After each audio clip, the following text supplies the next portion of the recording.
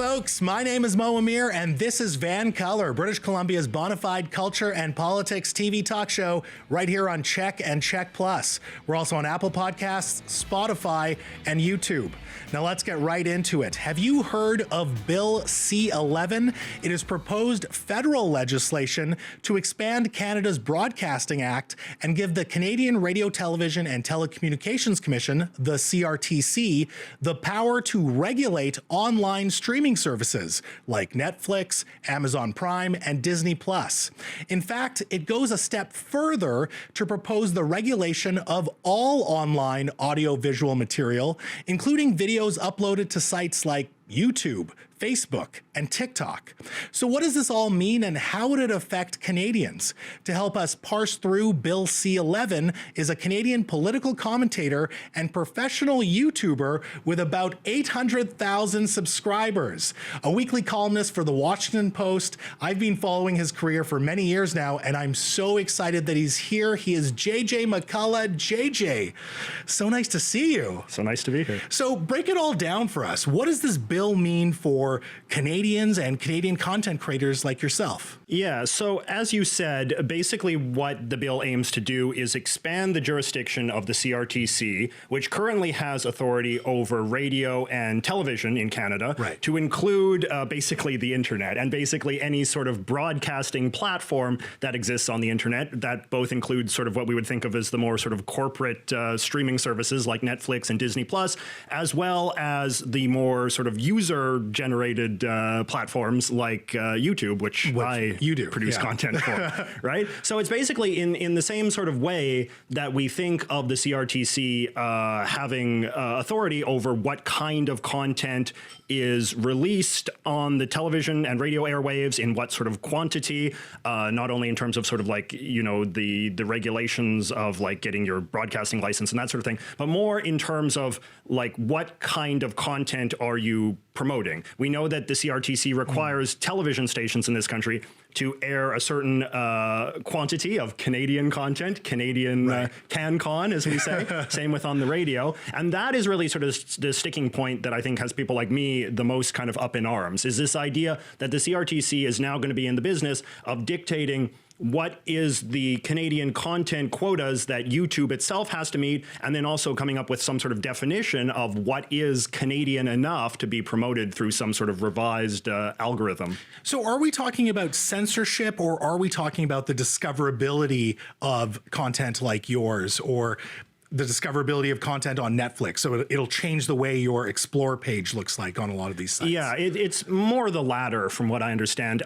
There are different bills that are also in the pipeline that would regulate different aspects of the internet. Right. But this one is much more, I would say, sort of focused on the kind of the more entertainment sort of side of the internet. So it is, and the bill uses this term quite explicitly, regulating discoverability. So the goal is to make it easier for people, ordinary users, to quote unquote discover Canadian content, whatever that means. But that has a lot of sort of professional YouTubers like myself and other content creators on TikTok and elsewhere kind of up in arms, because, you know, we've spent a lot of time trying to master the platform as it already exists. Right, because it has its own algorithms in terms of what it shows you. And then, you know, people kind of give themselves headaches trying to master that system, right? Like it's never super clear, you know, what makes any given video, you know, go high or low, or be easy to discover, or, you know, be popular or unpopular. I mean, a lot of this is very ambiguous. The algorithm is kind of, you know, this kind of temperamental god that no one quite really knows how to appease. And so it sounds like the Canadian government wants to add another layer on top of the algorithms that these sites have. Yes, precisely. That's exactly right. And so that gives a lot of people a lot of nervousness, because they don't know how they're going to be able to appease the CRTC in addition to appeasing YouTube, particularly when it comes down to the Act's stated mission statement of promoting, you know, good Canadian content. What is that going to be? We don't even know, because that definition, and there's been some reporting on this in the press recently, that definition of what is Canadian enough to be promoted wanted to be emphasized in the discoverability, that is yet to be decided. The CRTC is going to revise the definition of Canadian content at some point in the future, and then we're all going to have to play along. So this brings me to you. You are Canadian. You're a YouTuber. Yes. Not all your content is, based around what's happening in Canada. You have a diversity of what you produce and topics that you touch on, but you are Canadian. So wouldn't this benefit you? I know you obviously have amassed a huge following, but wouldn't that mean that you're on more explore pages for people who have not discovered you yet? Perhaps I am biting the hand that feeds me here, but I mean, like, there's two different ways to think about it. Well, I mean, there's many ways to think about it, but it's like, on the one hand, like, I can't take it for granted that just because my content seems Canadian, it will be deemed Canadian by the CRTC. Professor Michael Geist, who has been a big critic of this bill, on his blog, he has a lot of sort of fun examples of movies and television shows that we might think of as being Canadian, but they were not deemed Canadian enough by the CRTC's sort of esoteric standards of what Canadian really means. So on the one hand, like, I can't even take it for granted that my content, which might seem superficially Canadian, will in fact be Canadian enough to meet the CRTC's definition of Canadianness, which can factor in all sorts of variables. Like if you're using Canadian music, or if you have like a Canadian editor and that kind of thing, you get the brownie points for that. And then as well, there's, a lot of question marks regarding the content of the videos and how that will be measured, because there are sort of a lot of, I would say, more sort of ideological and politicized objectives that are spelled out in Bill C11 as well. But then the other side of things is that I do feel like an obligation to look out for the interests of Canadian content creators who are perhaps not making content that is quite so overtly Canadian as mine, because they deserve protection too. Like if you're a Canadian content creator on YouTube who wants to make like cooking videos, or you want to do like fitness tutorials or video game reviews. You better have maple syrup in those recipes, well, like, this is the thing, right? So it's like, these people have been extraordinarily successful making content that is appealing not only to Canadians, but to a global audience. So I very much view a lot of Bill C11 as being a bit of a solution in search of a problem. There is no obvious sign to me that Canadian content creators on YouTube in particular, who have been some of the most successful of any, nationality in the world, kind of need government's sort of paternalistic helping hand to, let them be more successful. They've been tremendously successful in this 17-year experiment, which has been an unregulated YouTube. Right.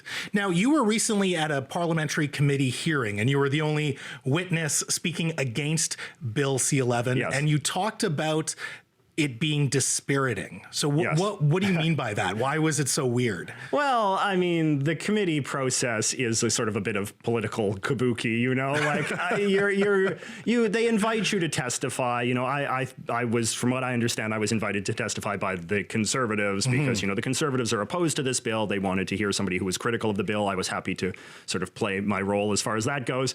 But, this is not really, I think, in any sense, a goodwill exercise about trying to persuade politicians, right? Most of the politicians have already made up their minds. They know how they're going to vote. They're very sort of ideologically committed to the objectives of this bill in one way or another. And so when you give your testimony, you sort of see who is receptive to it. I mean, you see, half the politicians don't even listen. They're on their phones the whole time. So it is. And you were asked about bilingualism for some reason. Well, see, like, this is the thing too. So it's like Anthony Housefather, who's one of the Liberal members of the committee, he sort of grandstands against me, to try to discredit me because I guess I'm sort of seen as like a conservative witness, therefore I'm a bad person. So he asks me this kind of like completely gratuitous question where it's like, oh, Mr. McCullough, is it not true that you once wrote something about how you don't like bilingualism? And, he's a Quebec MP, so he's kind of posturing in that sort of way. So like the idea is like, oh, JJ, he's some sort of anti-French crackpot. Better not listen to what he has to say on this completely unrelated topic of YouTube regulation. For those who were listening, I suppose. Yeah, for those who were listening. No, but I mean, I'm happy that my testimony kind of had a bit of a viral moment. It's been viewed like over 400,000 times on my YouTube channel, and it's been widely quoted and publicized elsewhere. So, I would like to think that I've played at least a small role in kind of calling public attention to this bill and its deficiencies and sort of helping kickstart a sort of larger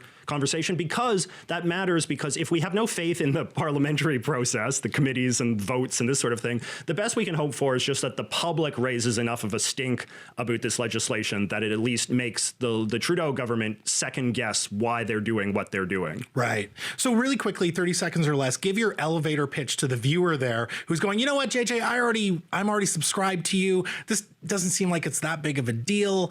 Why should Canadians who are not content creators, but content consumers, why should they care? Well, I think that the content consumer wants to have control over their own content viewing experience. You know, a platform like YouTube, we subscribe to the channels we want to watch. The YouTube algorithm feeds us videos that they think we might be interested in. And I think that's a pretty good setup. I don't think there's a huge demand for government, for Ottawa, for the CRTC to, you know, stick its hand into this process and say, aha, Mo, we think you should be watching this because it will improve your patriotism and make you a better Canadian citizen. I don't think anyone's demanding that, and I think it seems quite abhorrent for something like that to be present in a free society. Sure. Well, JJ, I appreciate you drawing attention to this issue. It certainly has drawn me, and I appreciate your time tonight. Thanks so much. Thank you.